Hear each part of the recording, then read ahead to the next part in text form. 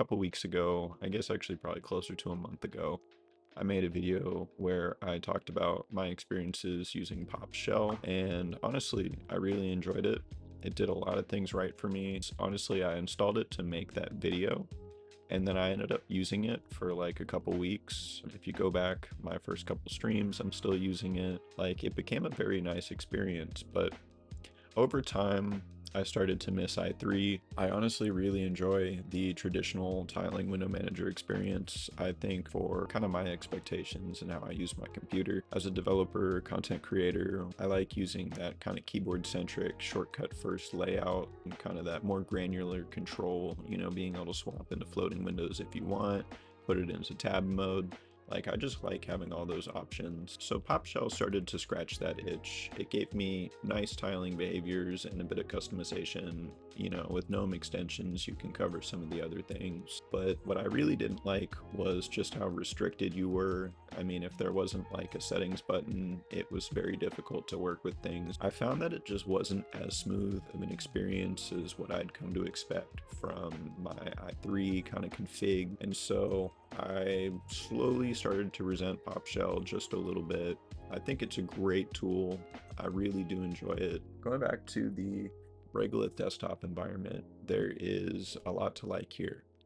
I mean, out of the box installation is super simple. I will say Regolith is only available on Ubuntu and Debian. It's made with Ubuntu in mind, but you know, because Ubuntu is just downstream from Debian as far as a lot of the kind of core architecture and apt and all of that, I think the compatibility is close enough. Most of what it's relying on here is just GNOME, its integrations, and then obviously dependencies from the apt repositories. I have it installed on Ubuntu. They have a really simple install script. Run it, and then you log out, log into your new Regolith session. Again, Regolith is nice. I mean, so it aims to answer kind of the same question that PopShell did.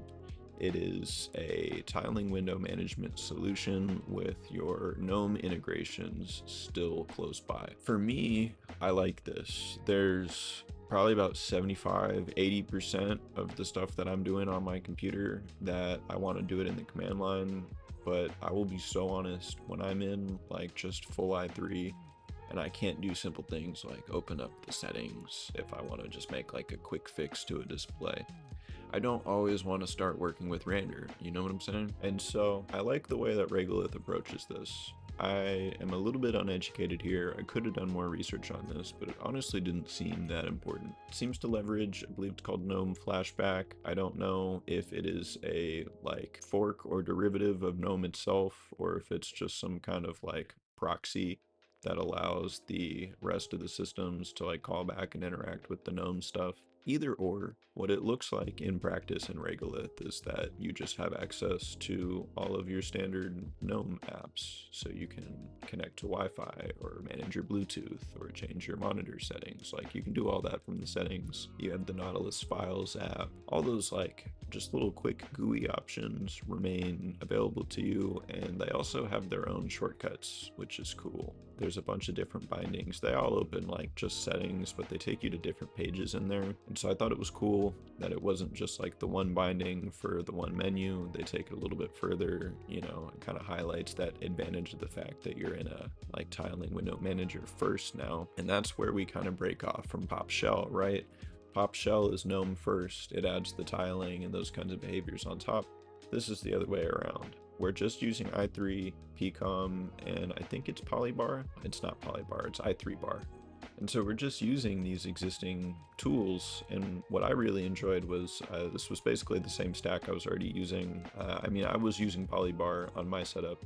You can configure Regolith to also use Polybar. And so yeah, I mean, that's one of the things that I've really enjoyed about using Regolith, is that it comes together in a really nice bundle. Everything feels like it's all been packaged, but it's also very easy to just kind of go in and make your own changes.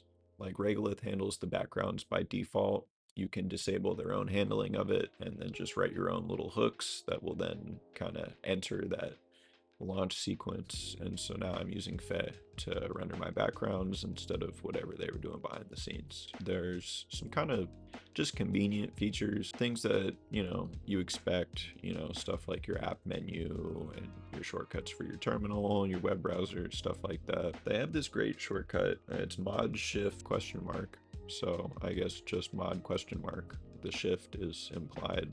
It basically just opens up like a modified version of the app menu, but this time it's just showing you all these different shortcuts. And I liked this a lot because they have what I consider to be pretty sensible defaults. They don't really change very much. So if you use i3, then like you'll feel pretty good on Regolith, but some of the additions that they've made, some of those GNOME bindings and things like that, it's nice to be able to go in there and just get a quick refresher, not have to like Google that. So that part of the experience was nice. I haven't used it very much. I expected to kind of call on it a lot more, but again, the whole experience is pretty simple and fairly similar to what you'd expect from i3 anyway. And so the learning curve wasn't like too crazy. Actually, modifying your config in Regolith is about what you'd expect. It's in some ways pretty similar to just configuring all these things individually, and then it has its own little kind of gimmicks, right? So by default, all the defaults are in your user share Regolith folder, and you can kind of go about this in two ways. You can either remove those entirely and copy them to your config directory, or you can go the different route, and I might be using this terminology incorrectly, but I believe this is what they refer to as partials in their documentation. And so Regolith looks both in the config directory and that user share where all the defaults go.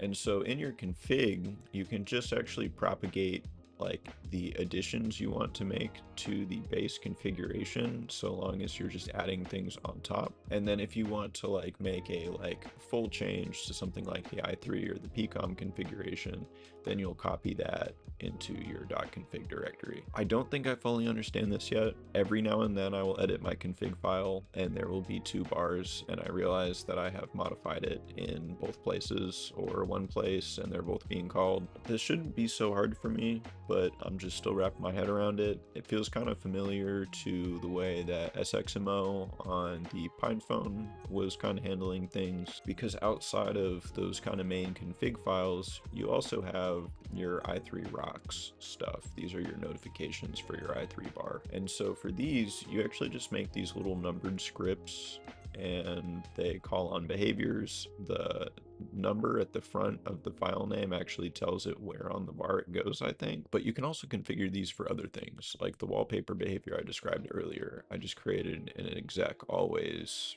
fay launch script basically, and it's like the last thing that the desktop does. It boots up and it points to the two pictures and points those pictures to my monitors. Config is fine. It's a little weird at first, but once you get like used to it, I, you know, had no issues getting things kind of set up and going how I wanted them, and that was very nice. As a whole, I've really enjoyed my time with the Regolith Desktop so far.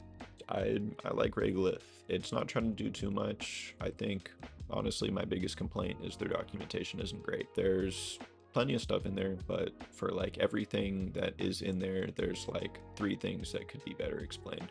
And I understand that's kind of the nature of Regolith being kind of a collection of other components. It relies on some like familiarity with their documentation as well.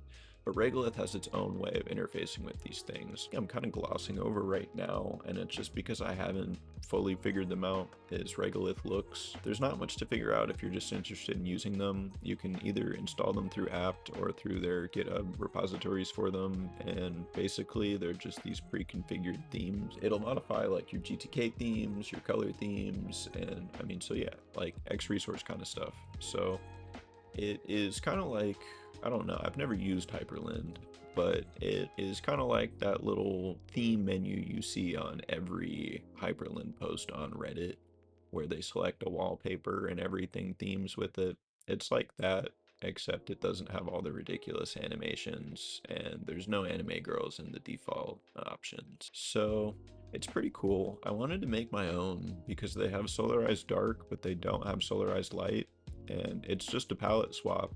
I haven't figured it out yet though. I'll probably do that sooner or later. I ended up moving to a different light mode theme. I don't know what it's called off the top of my head. I think it's called IU Light. Actually, now that I said that, I don't know. What do I foresee in my future with Regolith? I think I'll keep using it, honestly, for the foreseeable future. It just works. There's kind of nothing else to it. You don't need it. I mean, I'll be the first to say that. I mean, once I got this fully set up, I had like a moment of, wow, this is just kind of like a slightly more inconvenient to configure version of the setup that I built by myself. And if you look at it from a customization standpoint, sure, that is true.